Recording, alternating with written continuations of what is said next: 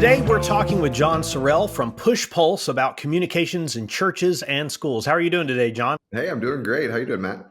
I'm doing great. So for people who are watching this video who may not have heard about PushPulse, can you give us just a little overview of what PushPulse does?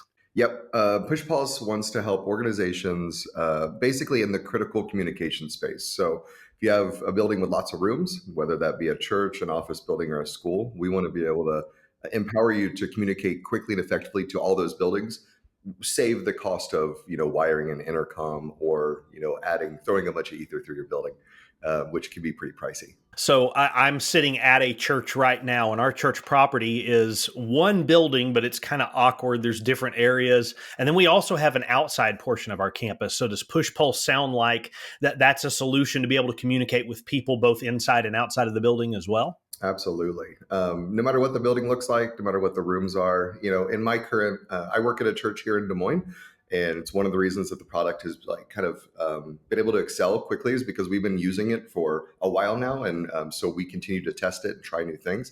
And our kids ministry is broken up between two different areas. We have nursery on a west side of the building, and we have the rest of the kids ministry on the east side. And so when we're talking, security type questions, if we wanted to let all, let's say 13 to 15 rooms on a given Sunday morning know one message very quickly, there was no way to do that outside of asking volunteers to carry radios, which aren't always ideal, and they get lost and then they don't get charged. This is an easy way to be able to communicate with every room effectively, safely, and very quickly. So what kind of special equipment is needed to get PushPulse up and running in a church or a school?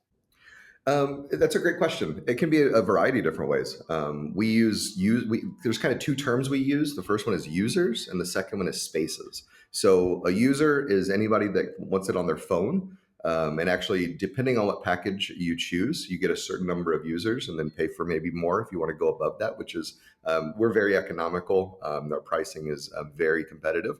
And then we have spaces, which actually are a room, let's say. So, again, speaking to a church community or even a school, for liability reasons, you need certain number of volunteers or staff in a room. And so if you're down to only 2 staff in a room and someone needs to leave because of some issue that's come up, now you've made the room unsafe because now you have one adult with a group of either kids or students or however that's set up.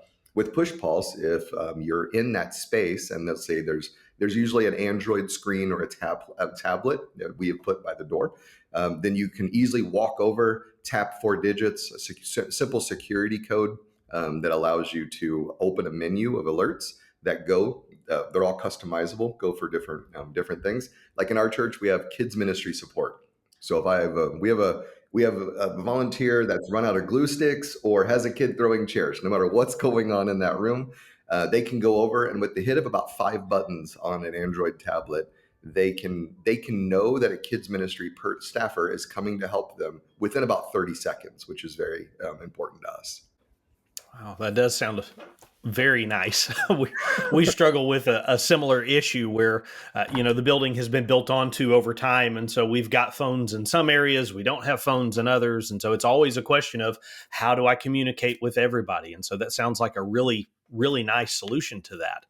So in addition to just emergency alerts, what other ways could a church or a school use this to be able to communicate with its staff? It's a great question. I think here's what I love about the tool, and is at our church right now. This is speaking to churches, but I know it has a whole lot of other applications. But have you ever had your kids ministry volunteers specifically struggle because they don't know when parents are coming to get their kids? And either sermon or the service has run short and parents are coming quicker than they expected, so they have all this extra content that they didn't get through. Or the pain point with kids ministry specifically is sermon's gone long or service has gone long for whatever reason, and now all the volunteers are scrambling because they don't know when parents are coming, and they're just waiting for that magical like buzz down the hallway of like parents are coming, yay. Here's what we every Sunday. We have a staffer that jumps onto PushPulse when the band goes back up, because the way our service template is, the band goes up and usually plays one last song. And so one of our staffers hit the last song button. It shows up in green, simple words, last song. It's not very urgent as far as how it alerts every space. But what's neat is it captures every volunteer's attention. Volunteers now know they have about 5 minutes before parents are on their way. So they need to be wrapping up, they need to be doing those final things because parents are on their way. And what I love about it is it's helped our volunteers, again, kind of going to that. They know that communication is happening. They're not just feeling like they're alone in what they're doing. So they know that they have support if they need it. They know that they kind of know the schedule and get an idea of what's happening there, but then they're using it every weekend. So it's not a tool that it's amazing in the safety security space, but every Sunday our volunteers are constantly being using it and interfacing with it, which means hopefully we never have to use it for a security issue, but when we need to, they're already used to it. They've known how to use it. It hasn't been forgotten about. It's not a training we have to do every year and then hope that they think about it 6 months later. Yeah, that's one of the things that's I think is really interesting about that is that it's something you can use throughout time. And so again, we all have those little bits of tools or equipment, no matter what it is, that we access once a year, once every 2 years, and then you always have to think about, well, how do I use this thing again? And especially in an emergency situation, that's not good. How hard is it to turn over who has access to it? Like, let's say we have somebody new move in, adding somebody to it, or somebody moves away, taking somebody off of that. It's very easy. Every church gets one or two admin that actually have kind of the deep access of designing custom alerts or figuring out who the team is and like I said, whether it's a space or a user. Adding and taking away from the team is very, very simple. We do it very regularly with some of our children's volunteers that maybe have more of a leadership, or there may be a room lead that we'd like for them to have it. But other than that, it's very, very simple to set up spaces and to set up users, either one. And is this an all or nothing? In other words, can you target who the alert goes to without broadcasting it to everybody? Yeah, I'll show you real quick if that's okay. I don't know if you can see, but I'll show you very briefly. This is ours. This is the user app. It's very, very simple. So right now there's no notifications being shown. This is actually my church one, a current one. So I won't send a notification right now because I don't want anybody to think that something crazy is happening. But all we have to do very simply as a user is I hit this shield right up here. And so if there was a notification happening, it would show up right on this screen. If I hit this shield, it pulls up any one of our customizable options that we have right there. So like I said, the first one's kids ministry support. So if I'm a volunteer in a room, I can walk over, I can hit this. And what's neat is all of our kids staff get that message and they're given the opportunity to say, I'm responding.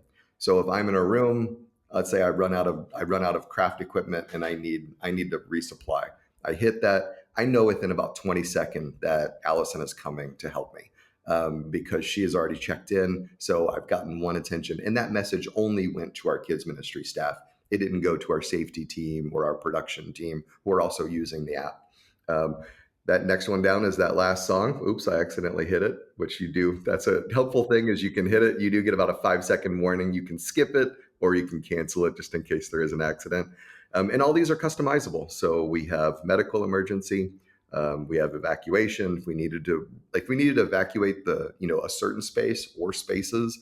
I was working at a church in San Diego where one time we had a gas leak, and this church actually was what kind of brought on the idea for PushPulse. We owned 9 buildings. It was an old shopping center, like an old outdoor shopping mall. So to communicate across the campus was crazy, and that was built in the 70s, so there was no intercom. So the only way we could communicate with rooms is if we pulled the fire alarm. And you don't want to pull the fire alarm for every single evacuation. But we had to evacuate 200 kids because of a gas leak. And so with something like this, we could communicate with each room specifically, let those rooms know that they needed to move to their safety point. And so, yeah, and all these, what's neat is they're all customizable, color, language. Some people might not want kids ministry support. Some people might want some other language or use other language in their church, and all of those are fully customizable. Another helpful one is just having a lost child.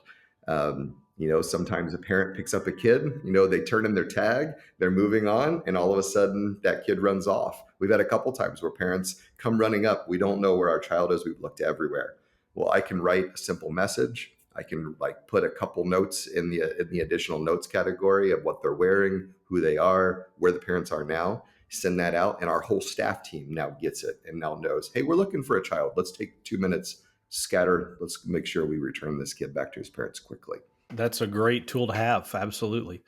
Well, if people want to learn more about it or try out the product before they buy it, how do they go about doing that? Yep, pushpulse.com is our website. They can head over there. They can schedule a demo. Adam or Danny will be more than happy to walk you through a demo, teach you through what it looks like to get set up. Like I said, it's really, really quick.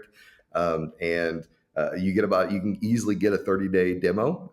Try it out with your team, ask questions, play around with the customizable feature. And then after that, after the 30 days, I know you're going to love it. So we'll get you signed up. Well, John, thank you so much for sharing about PushPulse today. And I hope that some of our viewers will take you up on that offer of a free demo. Absolutely. I think we're going to be you guys are going to be in Omaha next weekend. Is that right? Omaha, Nebraska. Yeah.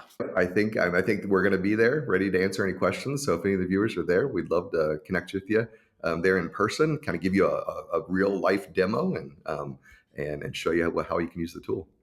Awesome. Well, if you're going to be attending that event, you should definitely stop by their booth and check them out. You can learn more about that event by visiting our website, fbsnamerica.com/events. John, thank you so much for joining us today. Matt, this has been so fun. Let's do it again.